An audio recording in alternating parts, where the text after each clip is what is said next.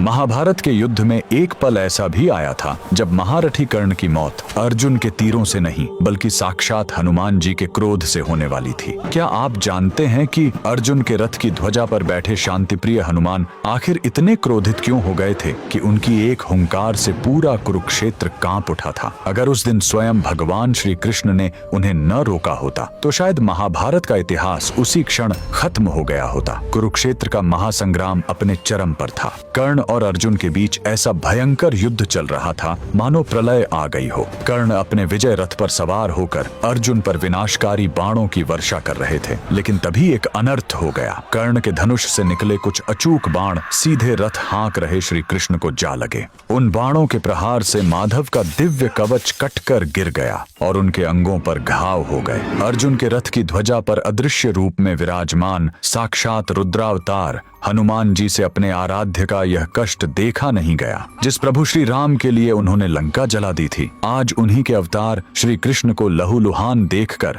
हनुमान जी का महाक्रोध ज्वालामुखी की तरह फट पड़ा। वे भयंकर गर्जना करते हुए अपना विराट रूप धारण करके कर्ण को मारने के लिए ध्वजा से उठ खड़े हुए। उनकी उस एक गगन भेदी गर्जना से कौरव तो क्या, स्वयं पांडव भी थर थर कांपने लगे। ऐसा लगा मानो आज पूरा ब्रह्मांड ही फट जाएगा। हनुमान जी का वो प्रलयंकारी रूप देखकर महारथी कर्ण के प्राण सूख गए। उनके हाथ से धनुष छूट गया और उनका सारथी भय से जम गया। हनुमान जी के दांत कटकटा रहे थे और उनकी आंखों से ज्वाला बरस रही थी। स्थिति को हाथ से निकलता देख भगवान श्री कृष्ण ने तुरंत हनुमान जी को रोका। माधव ने शांत स्वर में कहा, हे मारुति, शांत हो जाओ।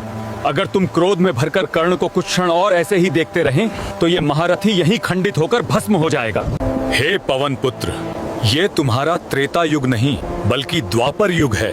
यहाँ कोई भी तुम्हारे क्रोध तो क्या, तुम्हारे तेज का एक अंश भी सहन नहीं कर सकता। अपने आराध्य श्री कृष्ण के ये वचन सुनकर हनुमान जी का क्रोध शांत हुआ और उस दिन कर्ण को एक नया जीवन दान मिला। यह घटना इस बात का सबसे बड़ा प्रमाण है कि हनुमान जी की शक्ति के आगे ब्रह्मांड का कोई भी योद्धा टिक नहीं सकता। अगर आप भी बजरंगबली के इस सर्वशक्तिशाली स्वरूप को नमन करते हैं तो कमेंट्स में पूरे गर्व के साथ जय श्री राम जरूर लिखें।